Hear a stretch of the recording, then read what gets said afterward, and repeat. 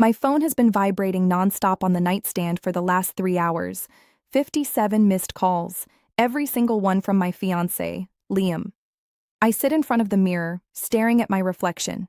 My wedding dress is torn.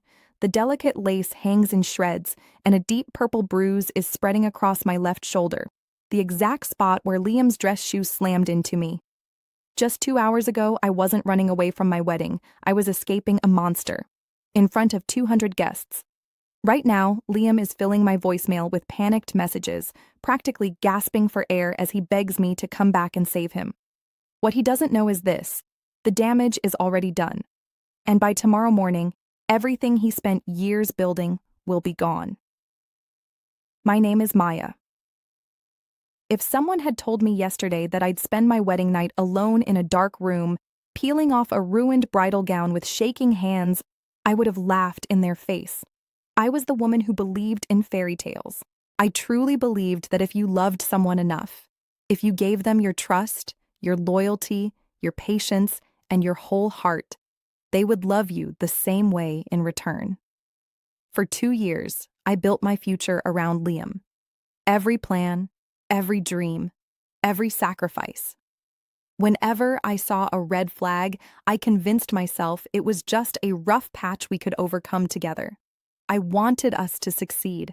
I wanted us to be forever. Growing up, my parents taught me that compromise isn't weakness. It's the foundation of a strong relationship. So when I met Liam, I carried that lesson into our relationship with complete devotion. At first, he seemed perfect, charming, soft-spoken, thoughtful, and incredibly close to his family, especially his mother, Evelyn.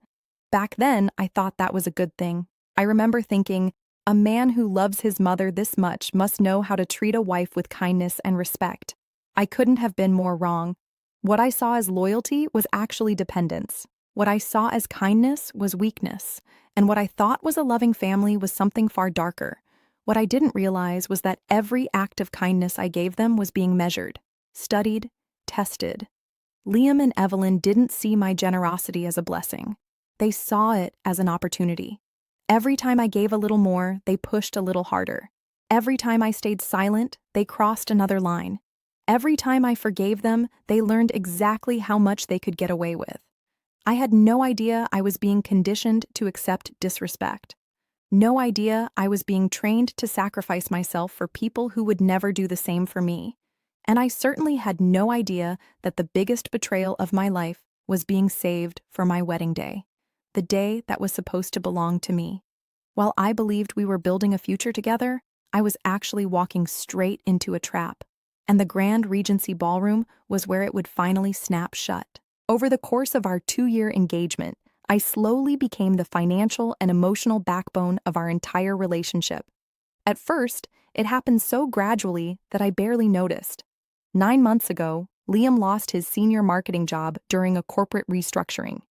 He was devastated, and because I loved him, my first instinct was to help. I immediately took over his half of our rent, an extra $1,400 every month. When I saw his credit card balances growing, I quietly paid off $8,500 of his debt from my savings. I didn't want his credit score destroyed. I didn't want him drowning in stress. "We're a team," I told him. "What's mine is yours." I meant every word. Unfortunately, they did too.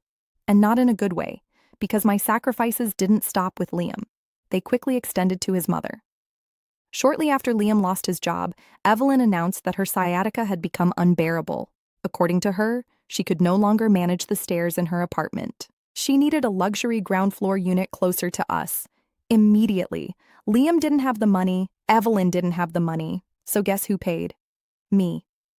I withdrew $5,000 from my inheritance, money my grandmother left me before she passed away, and handed it over without hesitation. I told myself it was temporary. I told myself family helps family, but that $5,000 was only the beginning. For months afterward, my weekends stopped belonging to me.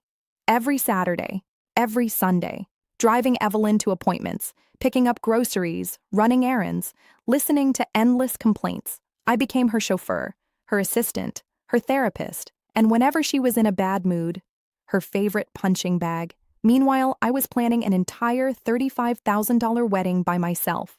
I designed invitations, met with caterers, negotiated with florists, managed schedules, handled contracts, solved emergencies. Liam's contribution? Show up in a tuxedo. That was it. Whenever I asked for help, he'd sigh and say, "Babe, the job search is exhausting. I just don't have the energy right now." And every time he said it, I pushed my frustration down and kept going, because that's what supportive partners do. At least, that's what I believed. Little by little, I gave away pieces of myself to keep them happy. My time, my money, my energy, my peace. I honestly thought they appreciated everything I was doing. I thought they loved me. I thought they saw my sacrifices. The truth? They saw me as an unlimited resource. A wallet that never closed. A problem solver who never said no. A woman they could keep taking from forever. And then came the wedding. The moment that shattered everything. The betrayal didn't happen behind closed doors. It didn't happen in secret.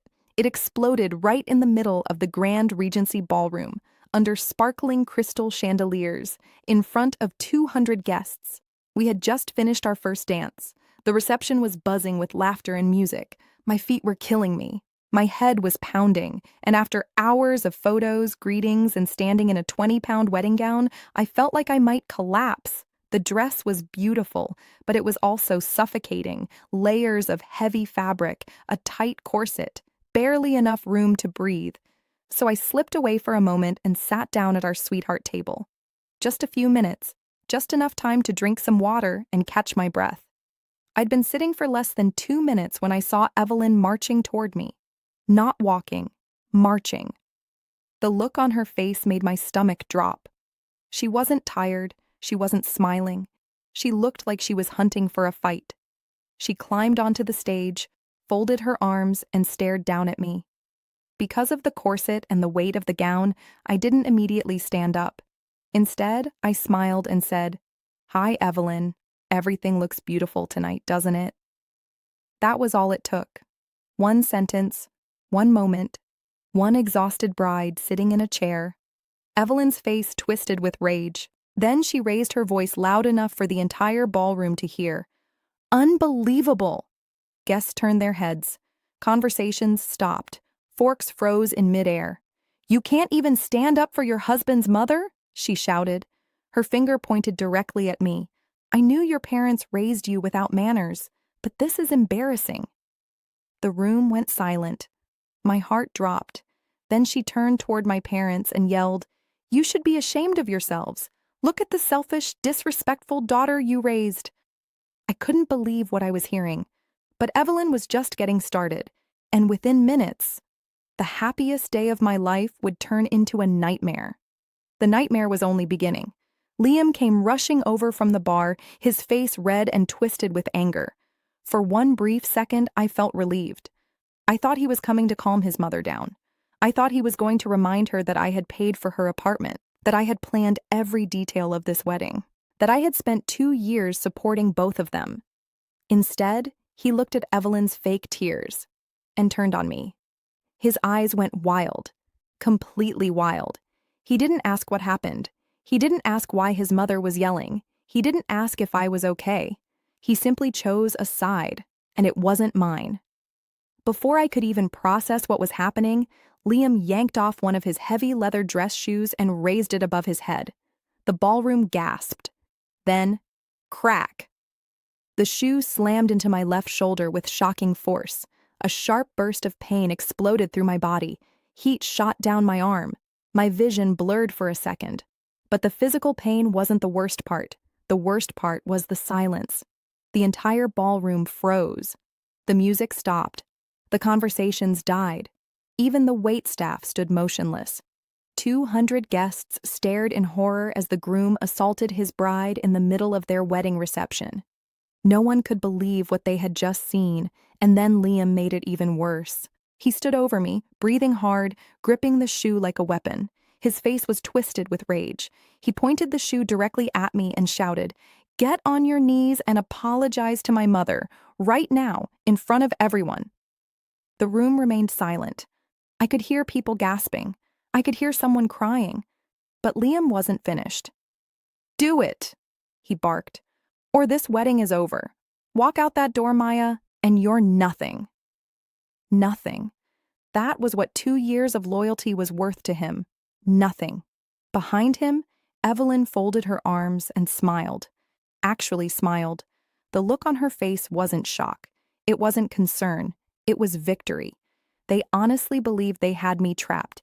They thought the expensive venue, the wedding dress, and 200 witnesses would force me to surrender. They thought I would beg. They thought I would crawl.